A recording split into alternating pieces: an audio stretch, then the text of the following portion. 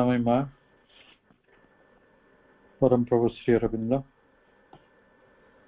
आज अध्ययन वर्ग में उपस्थित रही समस्त मातृ सन्तान मान हृदय स्वागत एवं अभिनंदन। आज कार्यक्रम रे नेतृत्व ने माँ जन कुनी झील आम समस्त श्रद्धार परश्री एवं कार्यक्रम रे योगदान करछंती विजय भाई, प्रभासिनी अपा, प्रमोद भाई समस्त को अनेक श्रद्धा सम्मान व्यक्त करछि सेमानकर सुंदर योगदान पाई। हमें दिव्य माया संपर्क रे दीर्घ दिन धरा आलोचना करी आसथिले। आज तार समापन आड़क आम जाऊँ।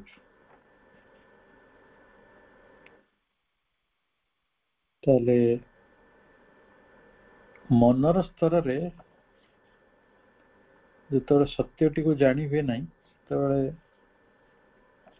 गोटे भ्रम परी आमको दिशे। आम नाना प्रकार अद्भुत विचार भितर प्रवेश करूँ एवं निम्न माया तैयारी हुए आ उच्चतर ज्ञानमय परिचालिका शक्तिर स्थल रे जिते आम पहुँचू से दिव्य मायाटी को आम अनुभव कर पार।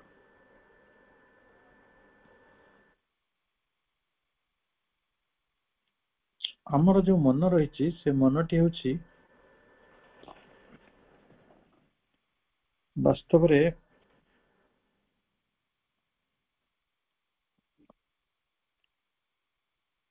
आमे जो मनटी सहित परिचित से मनटी गोटे रिफ्लेक्टिव मिरर प्रतिफलनकारी दर्पण। से दर्पणटा दर्पण कौन करे? दर्पण से जिनसा देखो जोटा अच्छी।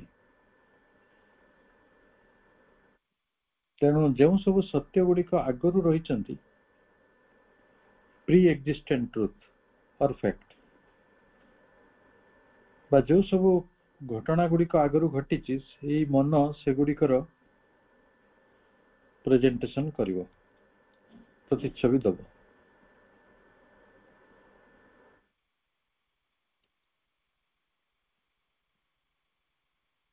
मन ठारू बृहत्तर अनेक घटना रही जो गुड़िक आगु घटी एवं घटुची। मन से गुड़िक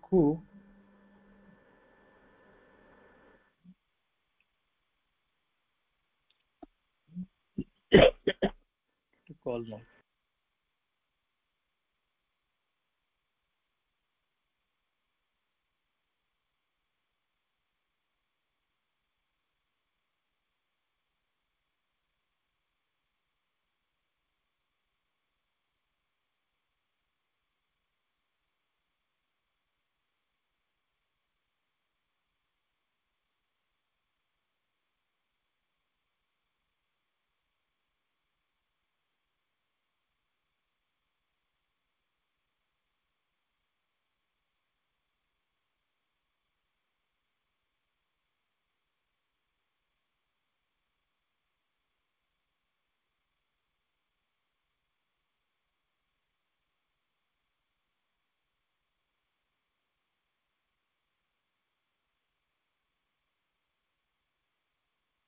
मन करंतु गोटे उदाहरण नवा।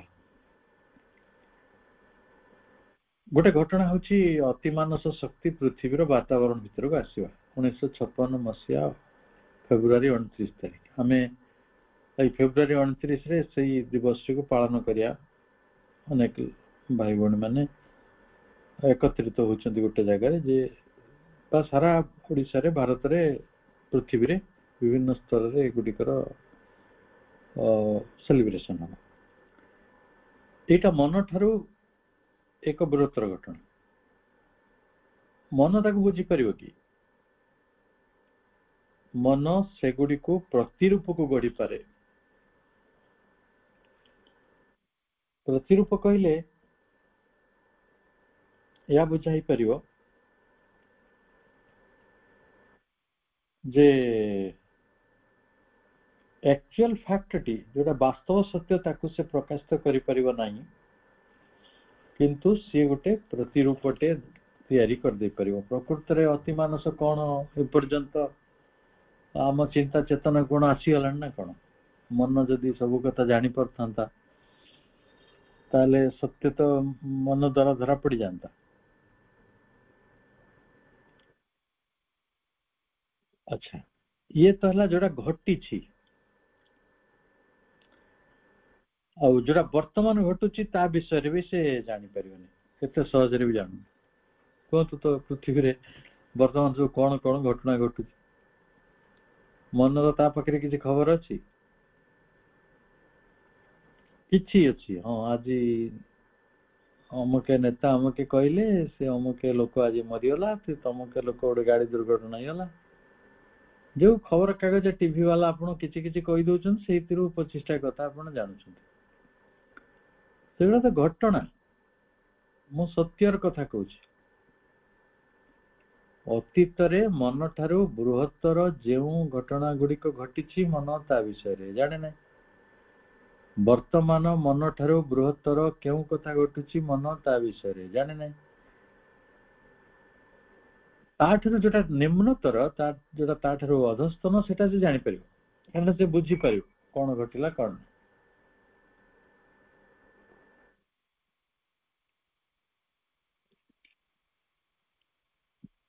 मनर वृत्ति संपर्क में आम आलोचना कर। गोटे सुंदर कथा प्रभु कहते अतीत जोटा घटी आम जानी पारनु, वर्तमान जोटा घटुची ताको जानी हो नहीं। मन ठारू जोटा बृहत्तर अति मानस किभली वर्तमान क्रिया करुची, अति मानस किपरि वर्तमान क्रिया करुची सेटा आमे अंडाली हो पहुंची पारनु। पुणी जो गुड़िक घटिबार संभावना रही किंतु घटी ना, भविष्य जहाँ घटो से विषय भी आमे प्रतिरूप तैयारी कर। प्रकृत कथा जानी होनी, एक्चुअल फैक्ट जानी होनी, किंतु आमे गोटे प्रतिरूपटे तैयारी कर।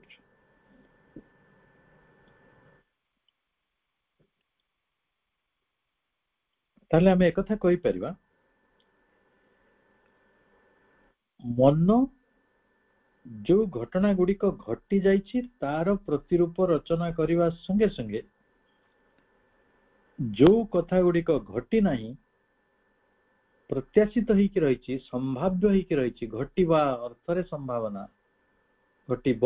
जेमती आमे कहूचु ये पृथ्वी दिने स्वर्ग हब, एई मनीष दिने अमरत्व लाभ करिवो, एटा सब संभाव्य प्रत्याशित घटना आशा करा जाउछि घटिबो, ता विषय रे मध्य से प्रतिरूप रचना करे।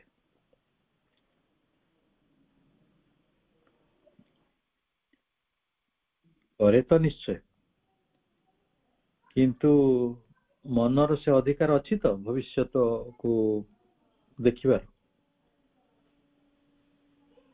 भविष्यत को देखिबार सामर्थ्य मनर नाही।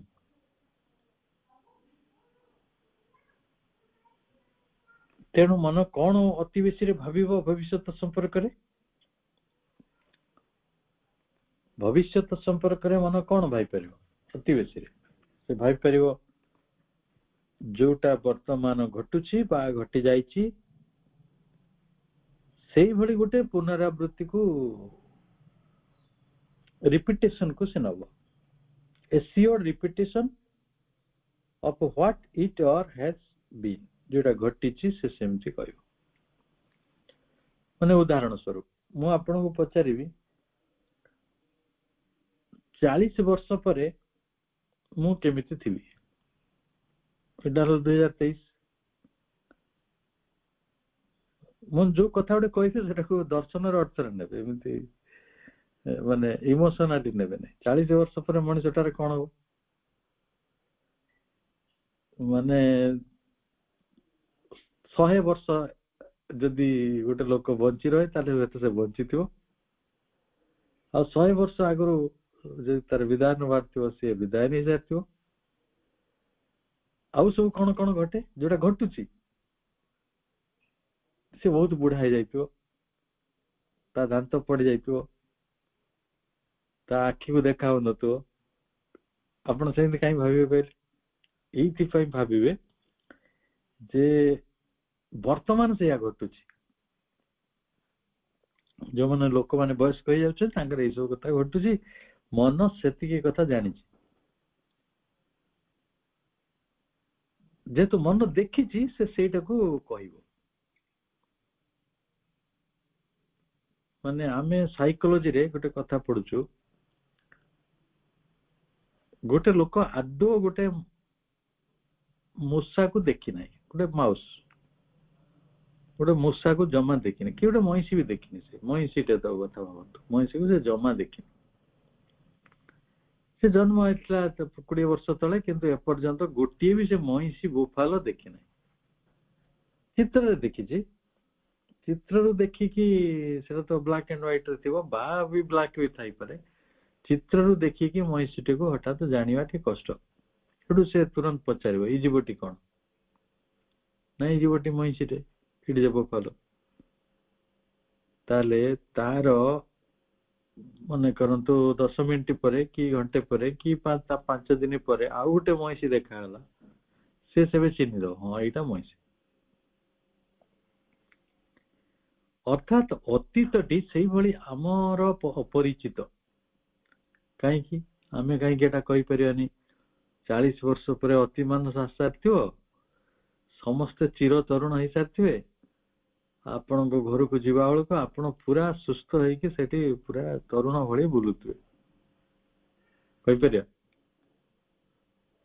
ପାରିବାନି। କାହିଁକି ପାରିବାନି? ନା ମନ ସେଇ ଦୃଷ୍ଟିଟି ପ୍ରାପ୍ତ ହେଇନାହିଁ। ମନ କେବଳ ପ୍ରତିରୂପ ନବ ଯୋଉ ଜିନିଷ ଜାଣିଛି। ସେ ଯୋଉ ମଇଁଷିକୁ ଦେଖିଛି, ସେଇ ମଇଁଷିକୁ ଦେଖିଲେ ସେ ଚିହ୍ନିଯିବ। ଆମେ ଜୀବନ ସାରା ମୃତ୍ୟୁ ଦେଖିଛୁ, କେବେ ଭାବିବୁ ନା ଅମରତ୍ୱ ହେଇଯାଇଥିବ 40 ବର୍ଷ ପରେ।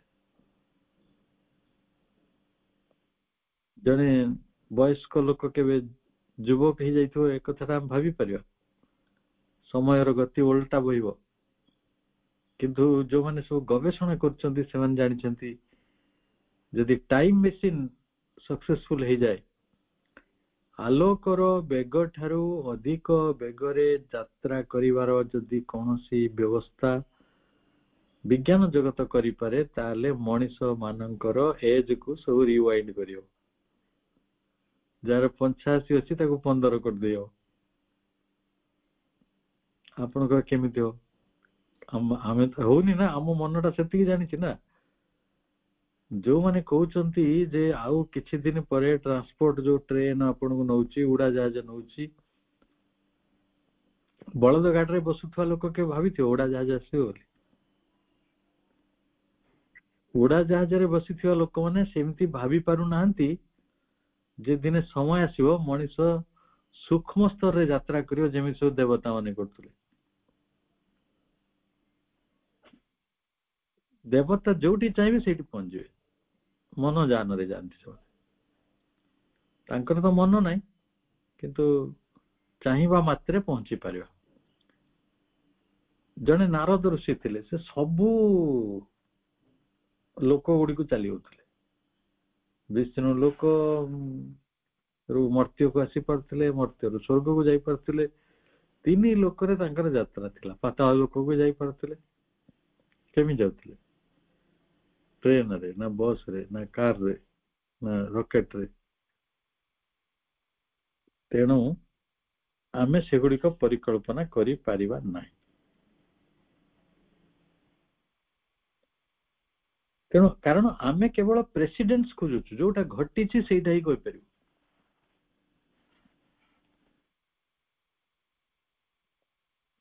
ତେଣୁ କେବେ କେବେ କେବେ କେବେ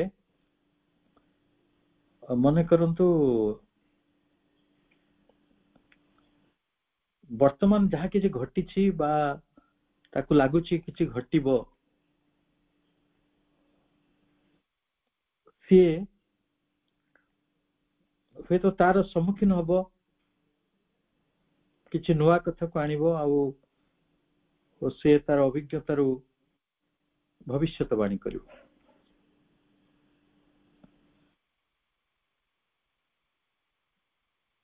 ଆଚ୍ଛା, ମୁଁ ଯଦି ଆପଣଙ୍କୁ ଭବିଷ୍ୟତବାଣୀ କରେ, କିଛି ବି ଆମେ ଭବିଷ୍ୟତବାଣୀ କରୁ ବି, ମନେ କରନ୍ତୁ ଆପଣ କହିବେ ମୁଁ ଭାବି ପାରୁଛି ଆପଣଙ୍କ ପୁଅ ଜଣେ ଡାକ୍ତର ହେବେ, ମନେ କରନ୍ତୁ ଆପଣଙ୍କ ପୁଅର ବୟସ 15 ବର୍ଷ, ମୁଁ ସେଇଠୁ ଭାବିଦେଲି ଯେ ହଁ ଇଏ ପିଲାଟି ଗୋଟେ ଡାକ୍ତର ହବ। ପ୍ରଶ୍ନଟା ଶୁଣନ୍ତୁ, ତେଣୁ ଅଳ୍ପ ବହୁତ ଠିକ ହେଇଯାଇପାରେ, ବାଇଚାନ୍ସ ବି ହେଇଯାଇପାରେ, ଆଉ ବେଳେ ବେଳେ ବହୁତ ମିଛ ବାହାରିବ। କାରଣ ମୁଁ ଯଦି ଆପଣଙ୍କୁ ଆଶୀର୍ବାଦ କରିବି ଯେ ଆପଣ ଜଣେ ମନ୍ତ୍ରୀ ହେଇଯାଆନ୍ତୁ, ଯଦି ଆପଣ ଚେଷ୍ଟା କରିବେ ଚାନ୍ସ ଅଛି, ଯଦି ନ ହେଇପାରିଲେ ତ ଆପଣ କଣ କହିବେ, ଏଇ ଭାଇ ମିଛ କଥା କହୁଛନ୍ତି, ଇଏ ଭବିଷ୍ୟବାଣୀ ଯାହା ସବୁ କରିଥିଲେ ଏଇଟା ସବୁ ଭୁଲ ଥିଲା।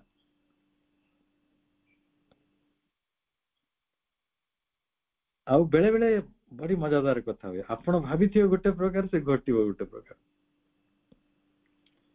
ଆପଣ ଭାବିକି ଯାଇଥିବେ ଯେ ଆଜି ବିଜୟ ମୋର ସୁନିଶ୍ଚିତ, ମୁଁ ଏତେ ପ୍ଲଟ କରିଛି, ଏତେ ଚେଷ୍ଟା କରିଛି, ଏତେ ଯୋଜନା କରିଛି, ଏତେ ସବୁ ଜିନିଷ ଖଞ୍ଜି ଦେଇଛି, ସମସ୍ତଙ୍କୁ ସବୁ କଥା ବୁଝେଇ ଦେଇଛି, ଆଉ ତେଣୁ ମୁଁ ତ ସିଓର ଅଛି, ଆଉ ସିଓର ଅଫ ମାଇ ଭିକ୍ଟ୍ରି।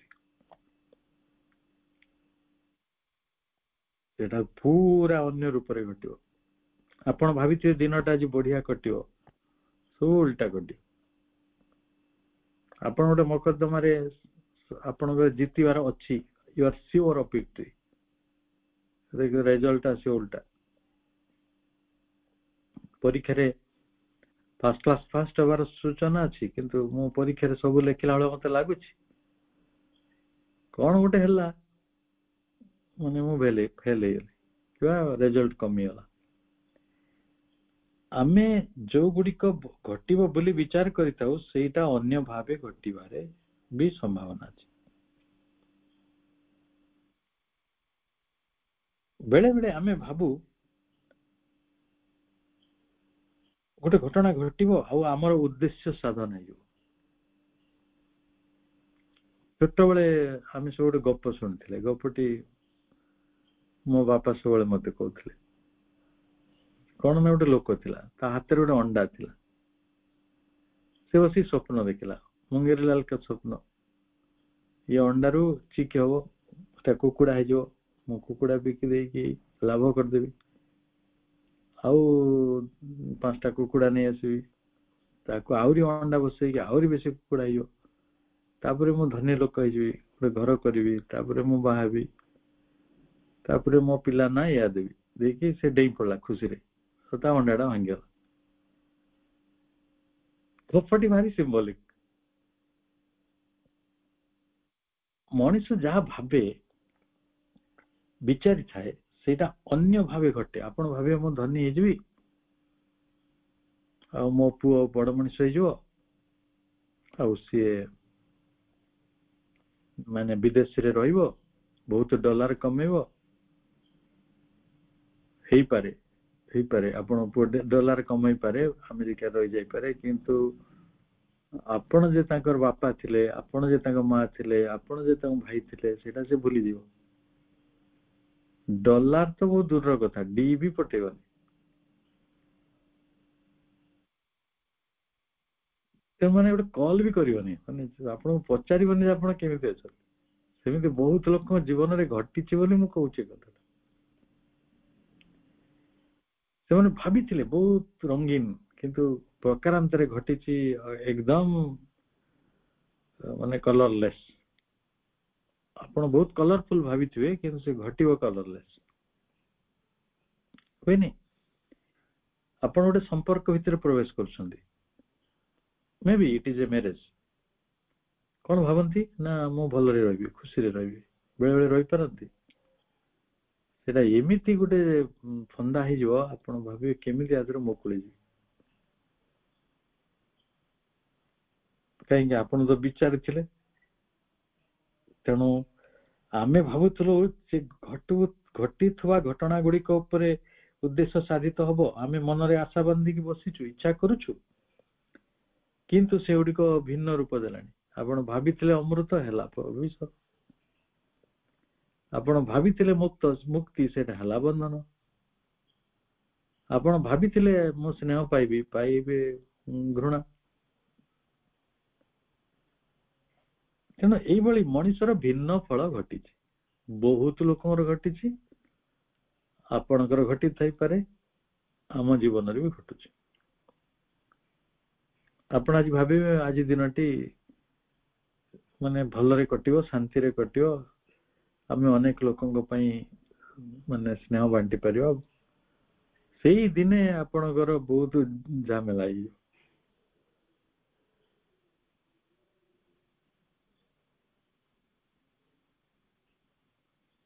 ତେଣୁ ଏ କଥାଟି କାହିଁକି ପ୍ରଭୁ କହୁଛନ୍ତି ନା, ଯୋଉମାନେ କହିଥିଲେ ଜଗତଟାକୁ ମନ ଗଢିଛି, ସେ ଗୋଟେ ସ୍କୁଲ ଅଫ ଥଟ୍ ଅଛି, ଗୋଟେ ସ୍କୁଲ ଅଫ ଥଟ୍ ଅଛି, ଯୋଉମାନେ କହୁଛନ୍ତି ଜଗତକୁ ମନ ଗଢିଛି,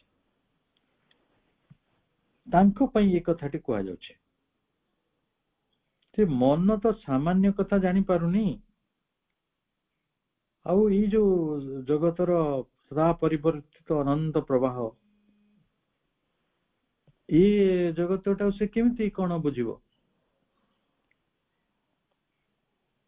ଆଉ ଇଏ ତ ମିଥ୍ୟା ପ୍ରତିବିମ୍ବ ଗଢୁଛି, ବିକୃତ ପ୍ରତିଫଳନ ୟା ପାଖରେ ଘଟୁଛି, ଏ ବ୍ରହ୍ମାଣ୍ଡ ଜୀବନର କେମିତି ପରିକଳ୍ପନା କରିବ?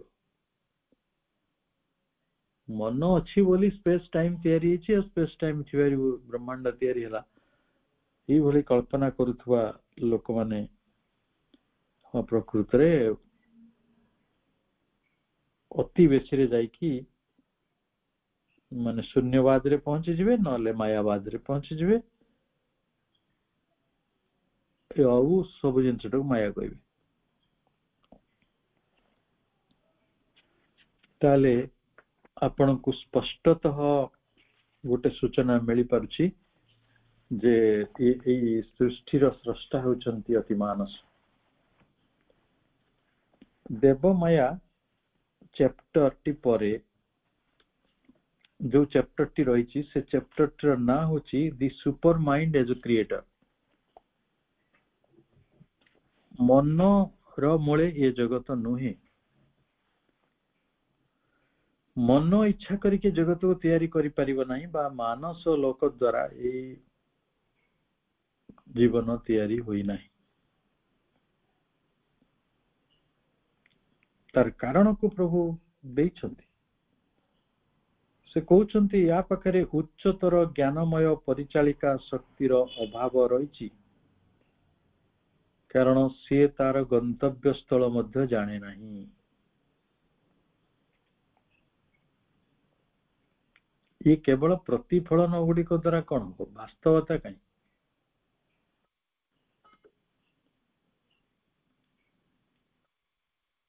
ତେଣୁ ସେଇ ପ୍ରସଙ୍ଗରେ କଥା ଆସୁଛି।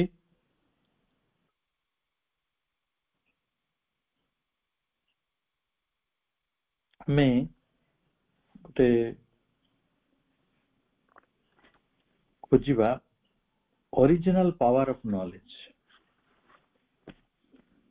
ଅରିଜିନାଲ ପାୱାର ଅଫ ନଲେଜ ଇଏ ଗୋଟେ ହାୟର ଫୋର୍ସ, ଉଚ୍ଚତର ଶକ୍ତି। ଆଉ ଏଇ ଉଚ୍ଚତର ଶକ୍ତି ଆଉ ଅରିଜିନାଲ ପାୱାର ଅଫ ନଲେଜ, ଏଇଟା କାହା ଦ୍ଵାରା ଉପସ୍ଥାପିତ ହୁଏ ନା, by our human mentality. Human mentality ଦ୍ଵାରା ଏଇଟା ପରିଚାଳିତ ହେଉଛି।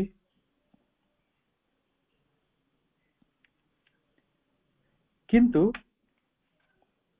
से सेई सामर्थ्यटा को नहीं कि विश्व रो कन्सेप्शन को विश्व रो विधान को आनी परिबो नहीं कारण एटा इनसफिशिएंट एंड इनवैलिड एटा यथेष्ट नुहे बा एटा आपनको पई पर्याप्त मध्य नुहे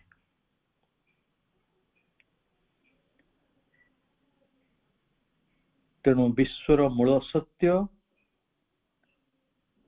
पछरे आमे गोटे प्रत्यक्ष करू जे शक्ति प्रवाहर गोटे बाउंड भितरे এই महासत्यटी आदो बांधी होई रही नहीं ये निजे शक्ति प्रवाह को नियंत्रण करुछि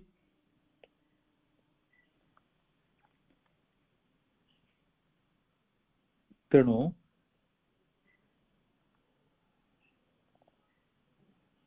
गोटे चेतना भितरे पूर्ण रूप नहीं कि से विद्यमान रहिचंती विश्वरे से चेतनार क्रम उद्घाटन भी करुछंती सत्यर प्रकाश करुछंती भविष्यत रे घटिबा को जाउथिबा घटना गुडी को मध्य स्पष्ट रूपे कहउछंती नाना संभावना पूर्ण मूल आत्मदृष्टि को मध्य से कहउछंती ताले आपण एबे कोन बुझिले या बुझिले जे आमे जहा को माया बोली कहउछु ये संसार अलिक ये उटे माया ये जीवन उटे नाटक ये उटे प्रणालिका एथिरे कोनसी सत्य नाही कारण एटा सदा परिवर्तित आज जोटा अछि काली नाही एबे सुख काली की दुख तेणु आमे केमिति यार नित्य नूतनत्वटी को यार नित्य दिव्यता को नित्य शाश्वतपणटी को स्वीकार करिबा जे आज अछि काली नाही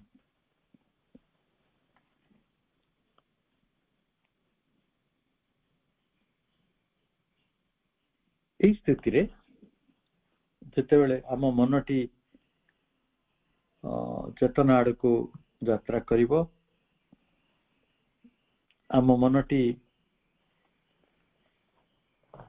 विवेक बुद्धि को वार्तावह रूपे जानिवा लगी समर्थ हबो बृहत्तर चेतना मध्य प्रवेश करिवो विचार बुद्धि प्रयोग करिवो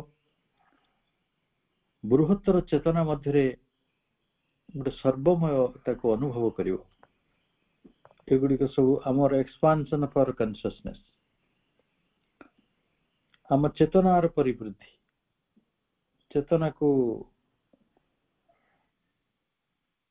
आमे परिवृद्धि कला परे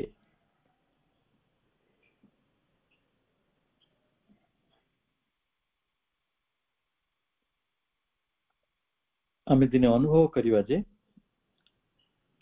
सबु विवेक बुद्धि रो गोटे मूल उत्स रही विश्व विधान एक सूत्र रही विश्व विधान सूत्रटी होउछि एपरि गोटे ज्ञान जो ज्ञान मध्य एकात्मकता मध्य रही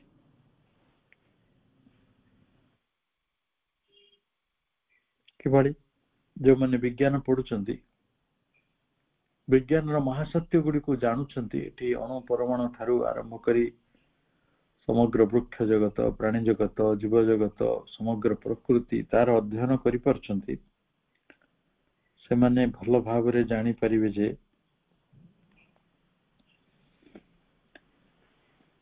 ए विश्वर जो नीति नियम विधान नीति नियमटा सामाजिक नीति कथा कहू मु वस्तु मानकर नियम धर्म कथा कहूँ गोटे अम्लजान है कि ऑक्सीजन हाइड्रोजन है कि गोटे धातु पदार्थ है कि गोटे गैसीय पदार्थ है एमाने समस्तंकर गोटे विधान रही ବ୍ୟବସ୍ଥା ରହିଛି ଆମେ ସେଗୁଡ଼ିକୁ ପ୍ରଜ୍ଞାର ଜରିଆରେ ବୁଝିପାରିବା ଏବଂ ସେଇଟା ହେବ ପ୍ରଜ୍ଞାର ସାର୍ବଭୌମ ସାମର୍ଥ୍ୟ।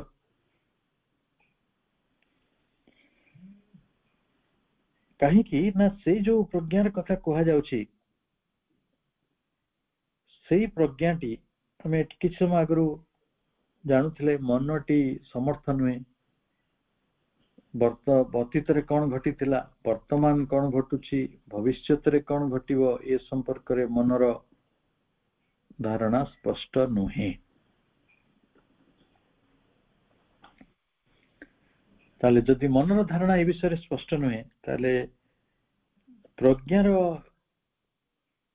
এই ସାମର୍ଥ୍ୟଟି ରହିଛି।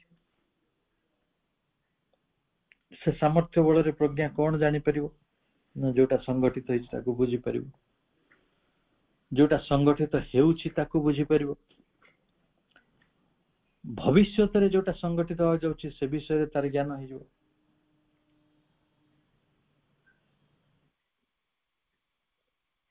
ସେଇ କଥାଟିକୁ ପ୍ରଭୁ କହୁଛନ୍ତି ଏଟା ଗୋଟେ ଇନେଟ୍ ନଲେଜ, ଜନ୍ମଜାତ ଜ୍ଞାନ। ଜନ୍ମରୁ ଆପଣ ସେଇଟା ପାଇଯିବେ ଯେତେବେଳେ ଅତି ମାନସର ଯୁଗଟି ସଫଳ ଭାବରେ କ୍ରିୟାନ୍ୱିତ ହେବା ପାଇଁ ଆପଣଙ୍କ ପାଖକୁ ନିକଟରେ ଆସିବ।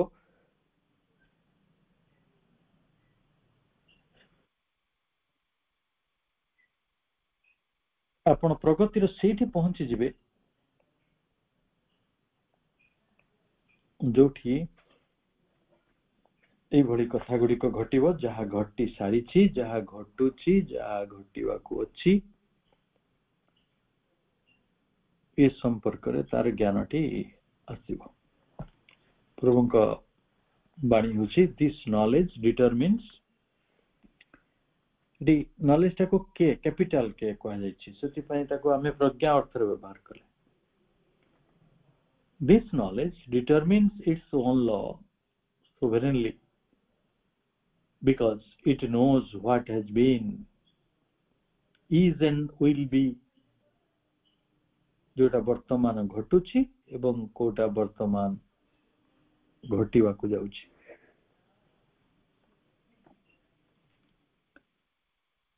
এই ସବୁ ଜ୍ଞାନଟି ସେ କୋଉଠୁ ଆଣିବ ଯୋଉଟା ଆଜି ସମ୍ଭବ ହଉନାହିଁ। ଆଜି ଯୋଉଟା ସମ୍ଭବ ହଉନାହିଁ ସେପରି ଗୋଟେ ଜ୍ଞାନକୁ ସେ ଆଣିବ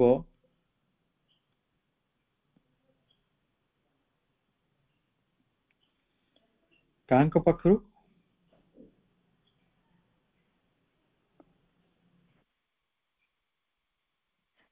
ଏଇଆ ଯେ ସିଏ ଶାଶ୍ୱତ ଅନନ୍ତ ସ୍ୱରୂପ ସତ୍ତାର ପରିଚୟ ପାଇଯାଇଥିବ, ନହେଲେ ଏ ପରମ ପ୍ରଜ୍ଞା ପ୍ରତିଷ୍ଠିତ ହବନି। It knows because it is eternally and infinitely cognizant itself. ନିଜକୁ ଜାଣିବା, ନିଜକୁ ଜାଣିବା ଦ୍ୱାରା, ନିଜର ଇଚ୍ଛାକୁ ଜାଣିବା ଦ୍ୱାରା, ସଂକଳ୍ପକୁ ଜାଣିବା ଦ୍ୱାରା ସିଏ ଶାଶ୍ୱତ ଭାବରେ ଏବଂ ଗୋଟେ ଅନନ୍ତ ଭାବରେ ସେ ଜିନିଷଟିକୁ ଆଗକୁ ନଉଥିବ।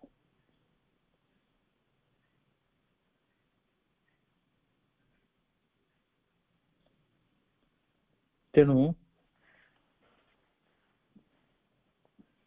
ଏଇଠି ପୁଣି ପ୍ରଭୁ କହୁଛନ୍ତି ଦେଖନ୍ତୁ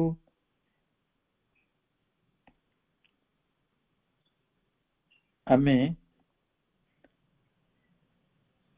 ବିଚାର ବୁଦ୍ଧିକୁ ଯେତେବେଳେ ଟିକେ ସିଜ୍ ଟୁ ରିଜନ, ଆମ ବୁଦ୍ଧିକୁ ବେଶୀ କାମରେ ଲଗେଇବାନି, ଟିକେ ତାକୁ ସିଜ୍ କରିଦବା, ସ୍ତବ୍ଧ କରିଦବା, ଟିକେ ବନ୍ଦ କରିଦବା।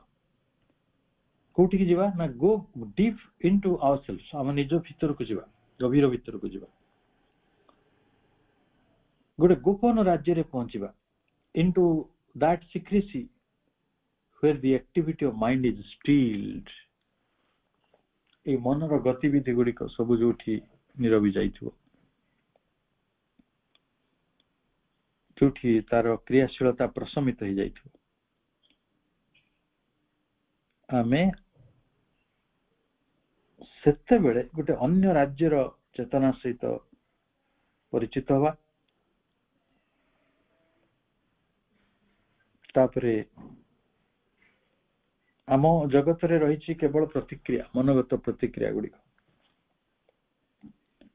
मेंटल रिएक्शन ए मेंटल रिएक्शन हमको गोटे मेंटल लिमिटेशन भीतर को नहीं जाउछि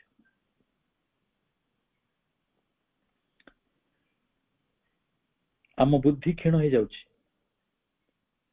आम आलोकित अवस्थाटी फ्लिकरिंग लाइट ऑफ रीजन हम पाखरे बुद्धिर गोटे आलोक अछि जे किंतु सेटा फ्लिकरिंग थरहर होउछि किंतु आमे जेतेबेले गोटे आलोक पाइबा मेंटल लिमिटेशन को अतिक्रम करी सेतेबेले आमे आलोकमयता मध्य को जीवा ये सब कथा को जानिबा मन और बुद्धिगत विचार ऊर्ध्वरे अप्रमेय विशाल ज्योतिर्मय आत्मदृष्टि सिंहासन रे आरूढ़ होई प्रज्ञा पुराणी हमको अपेक्षा करछन्ति knowledge waits seated beyond mind and intellect reasoning throned in the luminous vast of the illimitable self vision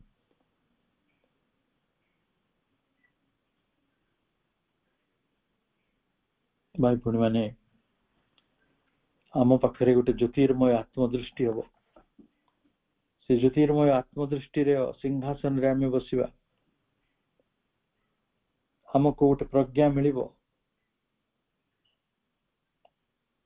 एवं से प्रज्ञा किभली भाबरे हमको मनर बुद्धिगत विचार ऊर्ध्वरे जो दिव्य जगत रही ता सहित परिचित करिवो एवं आमे ताकू ही कहू बेले बेले गोटिया एक अलग वास्तवतार एक अलग सत्यर पृथ्वी अन्य भाषा रे बुझिए को गले माया तो नहीं किंतु आमे ताकू दिव्य माया बोली कहबा कारण सेति बेले सत्य गुटे आम आगे प्रतिभास प्रतिबिंब नुहे सत्यटी प्रकृति प्रतिभास होता समस्त को अनेक शुभेच्छा सहित आज आलोचना ये रखुची समस्त को शुभ संध्या वंदे मातरम।